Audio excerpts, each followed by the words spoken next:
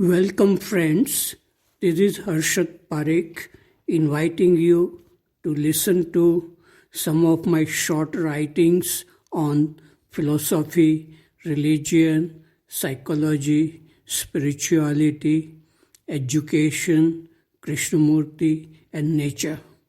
I hope you have a good listening. This is audio tape number 42.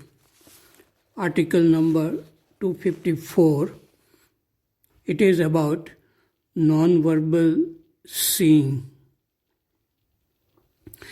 Yesterday, we had a dialogue in a nearby town, Harlem, in a yoga house. This was organized by my friend Pim. He had invited James, who had lived in India for 7 years and studied Bhagavad Gita.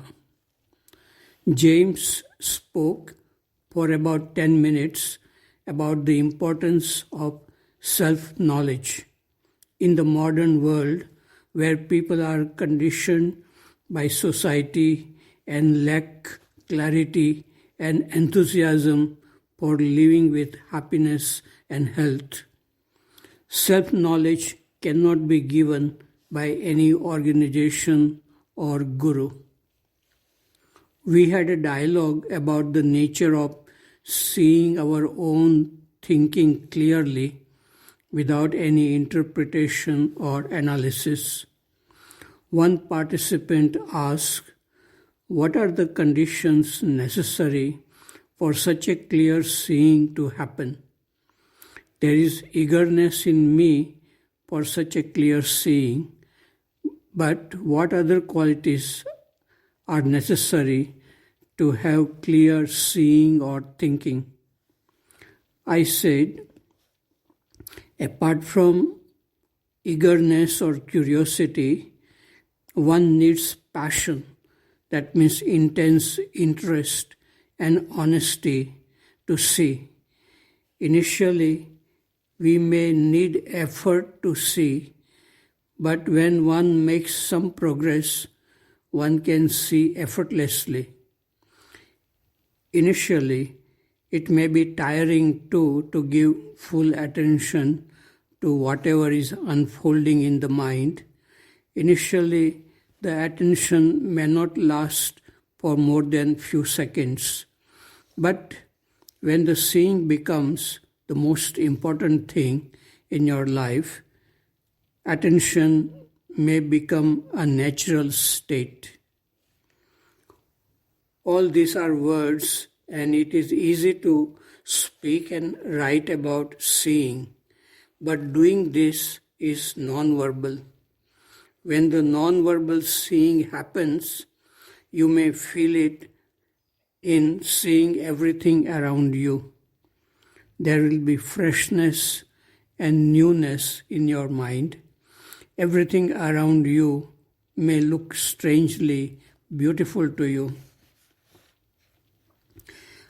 Article number 255. It is about psychological hurt. In our relationship with people, we get hurt very often when somebody makes unpleasant comments about us. We react immediately and respond with anger or violence.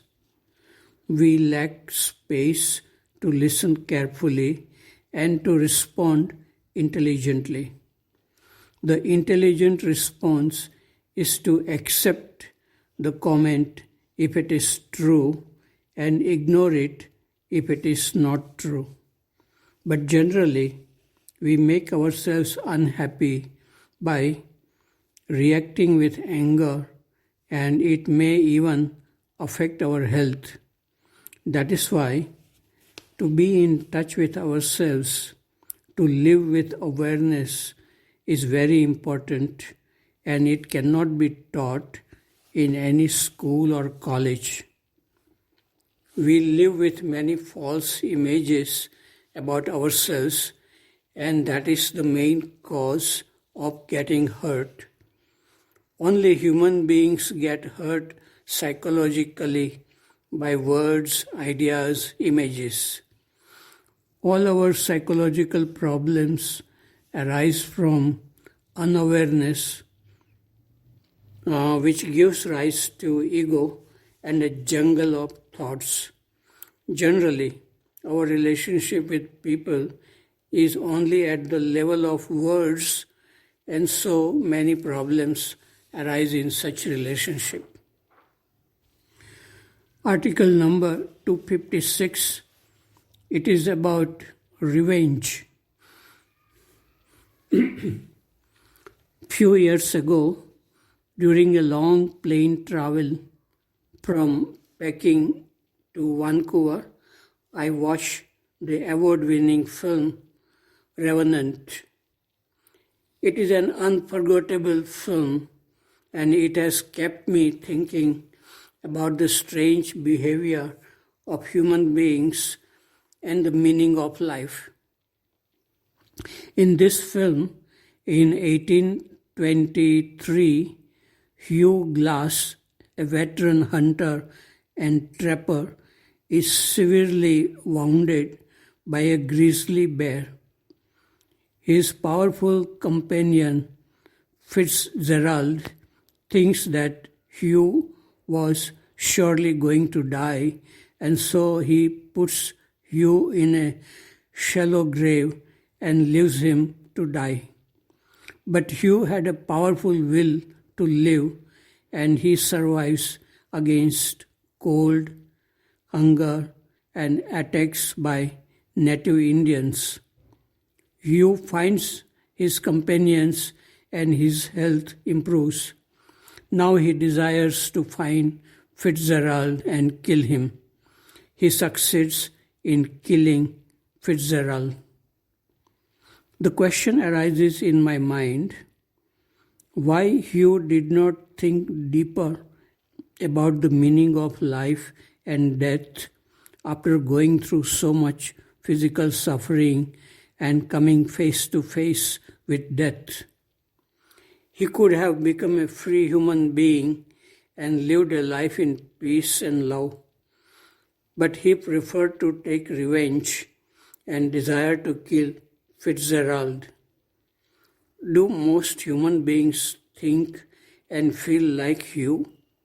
Has life no deeper purpose than to survive, kill, and get killed? Article number 257, it is about first meeting with Krishnamurti. I visited Ojai, California for the first time in April 1977 to see Krishnamurti giving public talks. At that time, I was doing research in electrical engineering at University of Waterloo in Canada.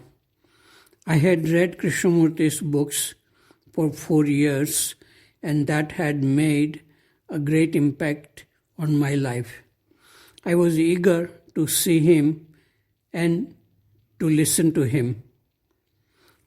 Ojai is a beautiful small town with hills all around, with orange groves, golf courses, art galleries, and spiritual atmosphere. People come from far to listen to Krishnamurti in Oak Grove. It was good to meet interesting people in Ojai. One day, after the talk, Krishnamurti was standing under a tree alone. A friend of mine said, "Look, Krishnamurti is there. Go and say hello to him." But I was shy and had nothing to say to him or to ask any question. But my friend pushed me to meet Krishnamurti. When I came close to Krishnamurti, he seemed to be absent or silent. His eyes were not focused on anything in particular. My mind became silent too, and I did not know what to do or to say to him. I extended my hand and he held my hand for a few seconds. Then I left him feeling happy. It was a purely nonverbal meeting in which I felt the true meaning of relationship. True relationship is communion without words, without images, and the sense of me and you. Article number 258, it is about freedom. The first time when I went to USA in 1969, I did not know what shampoo was meant for. I thought it was a kind of hair oil. So one day, I bought a bottle of shampoo, and after having a head bath with a soap, I used shampoo as a hair oil. My hair became sticky, but I kept the shampoo in my hair for the whole day. Next morning, I washed up the shampoo with water. Then I came out from our hostel to go for breakfast. At that time, I had a strange feeling that there was no head above my shoulders. I had dandruff in my hair for many years in India. Probably the shampoo killed all that dandruff, and so there was a strange feeling of lightness in my head. We may feel normal with many problems like fear, anxiety, conflicts in relationship, etc. It is like carrying a heavy load on our head and not realizing it. We realize this only if we feel freedom from the self, which is the cause of all our psychological problems. Just 10 days before Krishnaji passed away, he said to Mary Zimbalist, "If you all knew what you have missed, that vast emptiness." One can feel that vast emptiness only if there is true freedom, freedom from the known, freedom from the self.